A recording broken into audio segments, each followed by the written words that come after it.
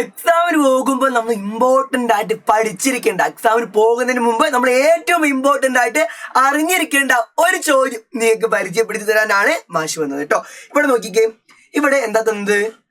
ഒരു റെക്ടാങ്കുലാർ ഷേപ്പിലുള്ള ഒരു ടാങ്ക് തന്നിട്ടുണ്ട്.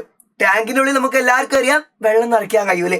ഏറ്റവും ആദ്യം നമ്മൾ കണ്ടെത്തേണ്ടത് ഈ ടാങ്കിന്റെ ഉള്ളളവാണ്, വോളിയാണ് കണ്ടെത്തേണ്ടത്. എങ്ങനെ വോളിയം കണ്ടെത്താം? നമുക്ക് എല്ലാവർക്കും അറിയാം, ടാങ്കിന്റെ ഉള്ളിലുള്ള വോളിയം കാണാൻ വേണ്ടിയിട്ട് ഉള്ളിലുള്ള ലെങ്ത്തും ബ്രെഡ്ത്തും ഹൈറ്റും കിട്ടിയാൽ മതി. ഉള്ളിലുള്ള നീളവും വീതിയും ഉയരവും കിട്ടിയാൽ ഉള്ളളവ്, ഉള്ളിലുള്ള വോളിയം കാണാം അല്ലേ. ഇത് ഈ ടാങ്കിന്റെ ഉള്ളിലുള്ള ലെങ്ത്തും ബ്രെഡ്ത്തും ഹൈറ്റും ഇവിടെ തന്നിട്ടുണ്ട്, നീളവും വീതിയും ഉയരവും ഇവിടെ തന്നിട്ടുണ്ട്. ഉള്ളിലുള്ള വോളിയം കാണാലോ, ഉള്ളിലുള്ള വ്യാപ്തം ഉള്ളളവ് കാണാലോ. എന്ത് ചെയ്താൽ മതി? ലെങ്ത്തും ബ്രെഡ്ത്തും ഹൈറ്റും നമ്മൾ മൾട്ടിപ്ലൈ ചെയ്താൽ വോളിയം കിട്ടും. നമുക്ക് എല്ലാവർക്കും അറിയാം ലെങ്ത് എത്ര? 20 സെന്റിമീറ്റർ, ബ്രെഡ്ത്ത് 10, ഹൈറ്റ് 10. ലെങ്ത്തും ബ്രെഡ്ത്തും ഹൈറ്റും നമ്മൾ മൾട്ടിപ്ലൈ ചെയ്താല് നമുക്ക് വോളിയം കിട്ടും അല്ലേ. 20 × 10 എത്ര? 200. 200 × 10 2000. 2000 ക്യൂബിക് സെന്റിമീറ്റർ ആണ് ഈ ടാങ്കിന്റെ ഉള്ളിലുള്ള വോളിയം അല്ലെ. 2000 ക്യൂബിക് സെന്റിമീറ്റർ. എന്തുകൊണ്ടാണ് ക്യൂബിക് സെന്റിമീറ്റർ എടുത്തത്, ക്യൂബിക് മീറ്റർ എടുക്കാതെ? കാരണം ലെങ്ത്തും ബ്രെഡ്ത്തും ആയിട്ട് സെന്റിമീറ്ററിലാണ്. അപ്പൊ വോളിയത്തിന് കൂടെ ക്യൂബിക്കും കൂടെ ചേർത്തിട്ട് ക്യൂബിക് സെന്റിമീറ്റർ അല്ലെ. ഇനി അടുത്തത് നമ്മളെന്താ കണ്ടുപിടിക്കേണ്ടത്? ടാങ്കിനുള്ളിൽ എത്ര ലിറ്റർ വെള്ളം കൊള്ളുന്നാണ് നമ്മൾ കണ്ടുപിടിക്കേണ്ടത്. ഇതിന്റെ ഉള്ളളവ് കിട്ടിയത്രേ 2000 ക്യൂബിക് സെന്റിമീറ്റർ ആണ് അല്ലെ.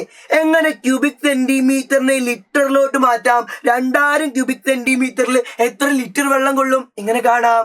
ഇവിടെ നോക്കിക്കേ, 1000 ക്യൂബിക് സെന്റിമീറ്ററിൽ 1 ലിറ്റർ വെള്ളം കൊള്ളും. 1 ലിറ്റർ എന്ന് വെച്ചാൽ എന്താ? 1000 ക്യൂബിക് സെന്റിമീറ്റർ ആണ്. അപ്പൊ ക്യൂബിക് സെന്റിമീറ്ററിനെ ലിറ്ററിലോട്ട് മാറ്റാൻ വേണ്ടി എന്ത് ചെയ്താൽ മതി? 1000 ക്യൂബിക് സെന്റിമീറ്റർ എന്ന് വെച്ചാൽ 1 ലിറ്റർ അല്ലേ. ക്യൂബിക് സെന്റിമീറ്ററിനെ ലിറ്ററിലോട്ട് മാറ്റാൻ വേണ്ടിയിട്ട് എന്ത് ചെയ്താൽ മതി? 1000 കൊണ്ട് ഡിവൈഡ് ചെയ്താൽ മതി.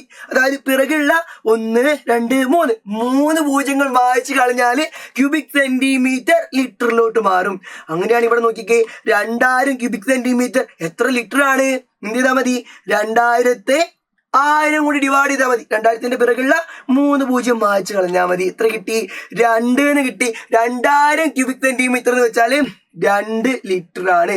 2 ലിറ്റർ ആണ് 2000 ക്യൂബിക് സെന്റിമീറ്റർ. സിമ്പിൾ ആയിട്ട് കിട്ടിയല്ലോ.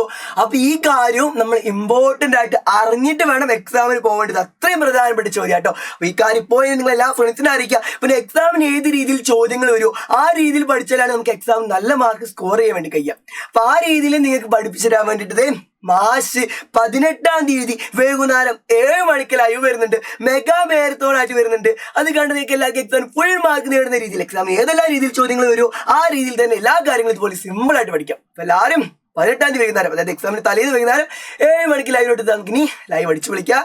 Bye bye.